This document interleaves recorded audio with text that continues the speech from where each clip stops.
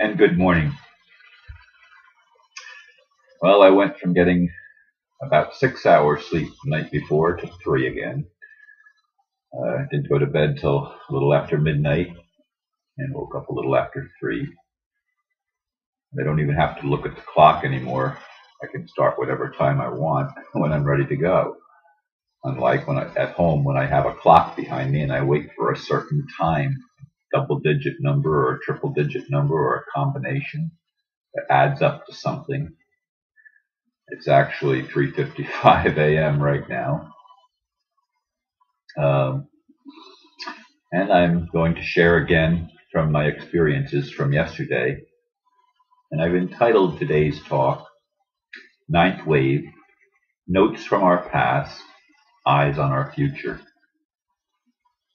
And I wrote, imagine picking up someone else's yearbook from 1962 and opening it at random to a message from yourself.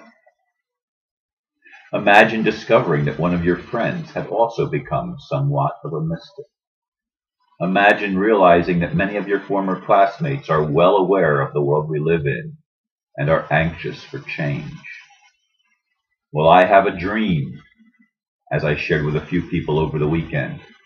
I see, unlike some, a very bright future for humanity.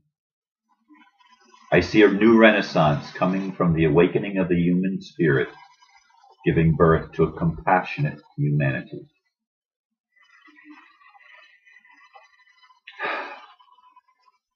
Yesterday was a very eventful day for me. Many old memories, conversations with old friends that are new friends. A beautiful banquet last night, dancing, having a good time, a couple glasses of wine. Wish they had screwdrivers, but you had to pay for them. The wine was included. And I won't pay for something when I can get it for free. Anyway, welcome to my world. As I said in the little blurb, when I went in, on the table there were 4 or 5, I don't remember, a handful of bold yearbooks from various years from Midland Park High School. And I knew I wasn't in the '64 yearbook, or if I was, it would have been as an underclassman, a junior, because I did junior year twice. I really never did senior year in high school. I quit in my first junior year and then again in my second junior year when I quit with finality.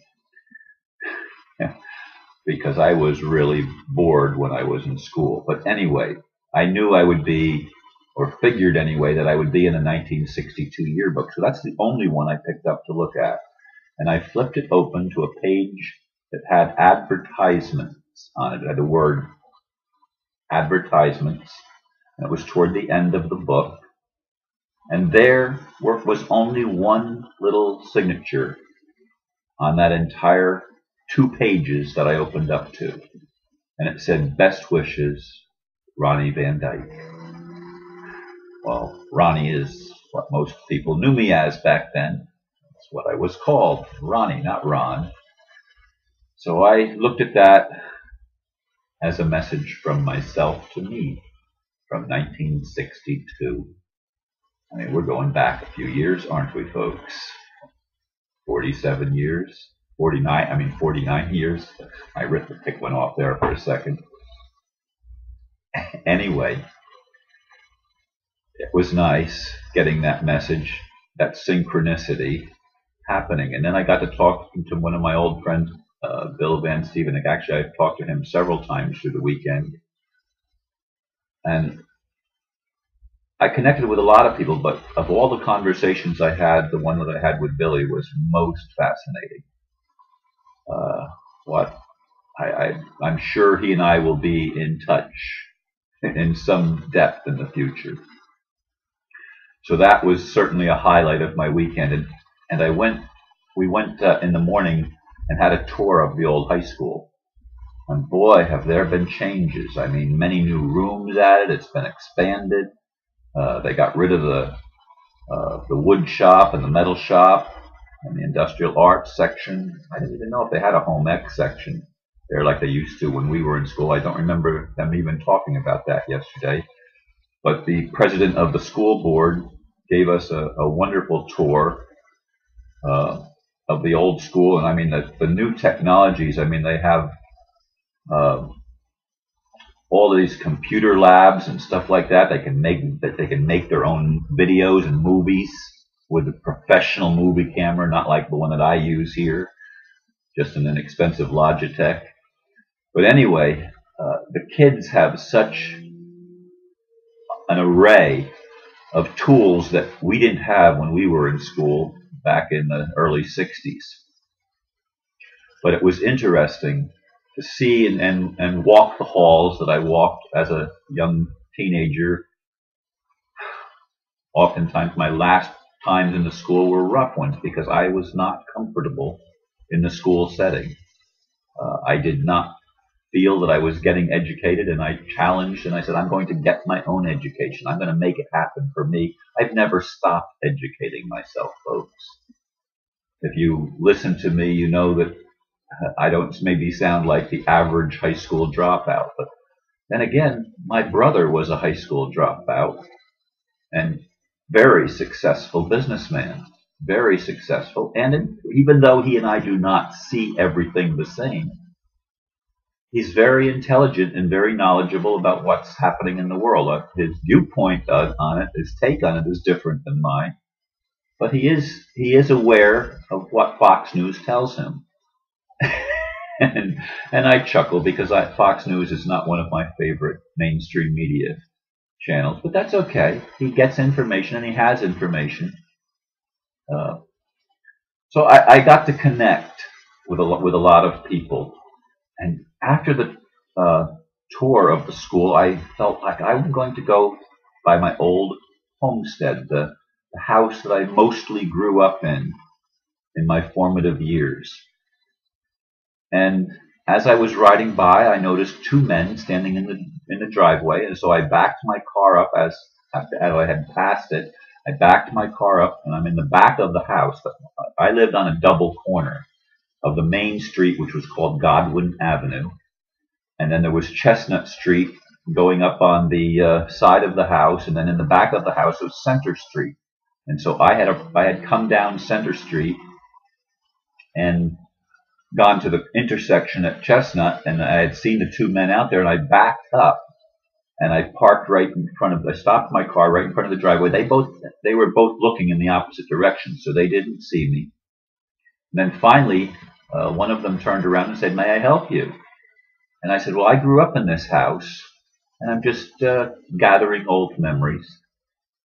And he said, "Well, come on in." And I pulled my car into the driveway, and ended up getting a guided tour of the house that I grew up in, filling them in on a lot of history, on some of the changes that I was involved in the renovations in the house, adding a closet where there was a dead space. And as it is, they don't feel they have enough closet space in the old house, because the house was built, as I recall, in 1870. Now that's what I remember. They thought it was built a little bit later than that, but it was definitely built in the 19th, not the 20th century. It's really an old structure. But I got the tour of that house and brought back memories, and they actually found papers of my family under the attic, under the floorboard in the attic when they were doing some renovations and putting some things up in the attic, some wiring or something. And they couldn't put their finger on that, but they're going to be sending some old papers, some old relics from my family back to me when they find them. So that was a connection that I did not expect to make yesterday. And then I was somewhat tempted to go to New York City and connect with the Wall Street crowd. But I said, no, my friend Bobby just lost his son, and I want to go up there. The viewing was yesterday afternoon, and I wanted to go up there and spend some time with Bobby and his friends and family. And I didn't realize his son was only 17 years old. And it was tragic and sad. But even there, I had some beautiful conversations with people, including one lady that walked up to me and said, Aren't you the one that does the inspirational videos on YouTube? Her name was Martha, and I had a wonderful conversation with her. She's uh, a minister, and I asked her what church, and she said basically no church. That's the best kind. But she had obviously she was a woman of vision and watches my videos. I mean, what's the odds of going into a funeral home where there are hundreds of people, a lot of young people, a lot of kids, teenagers, because he was a teenager, the one that went away, Mike Vanderklock. And I got to meet Bobby's brother again and talk with him for a while. But imagine this lady coming up to me out of the blue and recognizing me and realizing that I'm the one that does these ninth wave videos. And she's into some of the same things that I'm in. I met one of Bob's friends that is in the UFO community, and Bob said, you can bank on anything he tells you. I don't remember his name, but I talked with him briefly. And then I went on to the big event of the reunion, which was the banquet, and we looked back at the classmates that have passed on, that have died. Some of them that I remember, and others that I don't. Just like ones that are still here and alive. And I had a whole list. I haven't gone over the list of all the classmates that we couldn't find. They haven't been able to locate yet, so we don't know if they're on this planet or off it, in a body or not in a body. In any case, it was a very worthwhile evening for me. I mean, just connecting with people from my past was a beautiful thing. But even more beautiful to me was the fact that so many of them, when it was in private conversation, realized that the world that we're in has to have changes. I mean, they were forward-looking enough to understand that we can't keep going the way that we've been going. And I was so glad to hear that from so many people. Some more expressive than others, but I would bring up that conversation and people said, we need integrity. We need to have honest people and compassion in our government and in our system. That's not been there. That's been lacking and getting worse since we were kids. And I, as those of you that listen regularly, I have long advocated the idea that we're moving into a new a renaissance that will make the old renaissance look like the dark ages, because our spirit is giving birth through us to a new humanity. We're going to be a kinder and gentler people than we've been before. I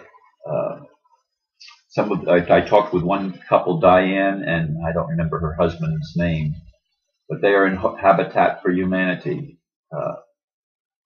She's beautiful. I mean, she's as beautiful as she was. The hairstyles, though, have changed. I mean, boy, have the hairstyles changed from 1964. Most of the pictures, I assume, were from 1964. But in any case, I had a good time talking with Diane and her husband, and they help people build homes. And there's so many people that have been involved in some wonderful humanitarian projects. I mean, I went to school with some great people. I mean, we're all great in our own way. But it gave me hope for the future, that the foundation that was laid in our lives in the past is bearing fruit even today as we're in our 60s. Most of us retiring or having already retired. I mean, my retirement, I work harder than I did when I was working. I've got so many things on my plate. It's amazing that I get so much done sometimes. Sometimes I can't get everything done that I like, even with only a few hours sleep a night. In any case, I'm very hopeful for our future, even as a result of looking back at my past and getting a message. Best wishes, Ronnie Van Dyke. What a message. from 49 years ago to myself in someone else's yearbook that I would just happen to pick up last night and read for myself. So I encourage you to look at your life, look at your past, no matter how old you are, even if you're one of the young ones that watch my videos, look at your past and understand that tomorrow's world will look a lot different even than today's world does. That seeds have been planted in you, in your heart, in your soul, in your mind, that are bearing fruit as this ninth wave comes to its completion. In a couple of days, the 11th, it starts the final day of the ninth wave and ends on October 28th. And for those of you that asked me to explain that again, that are new listeners, no, go back and listen to some of the earlier videos. I don't have time on this trip to go into explanations or long answers on emails. But the ninth wave is completing, and the world that we're giving birth to is a new world. It seems impossible, the amount of change that's needed and how we're going to get there that quickly, and I still don't have that answer. But I was encouraged this weekend by the souls that I was able to connect with, the people that I was able to share a little piece of my life and listen to them share a little piece of their life with me. And I see it all as a beautiful thing. And I encourage you to keep your chin up and to keep listening to your heart and trusting your gut, because we are about to give birth to something exciting and brand new. There's every reason in the world to be optimistic and not pessimistic with what's happening. The old has to die, but the new is being born. So thank you for listening today. And I trust that I've encouraged you by sharing a little piece of my life. I love you, each one of you. You're a beautiful soul. God bless you.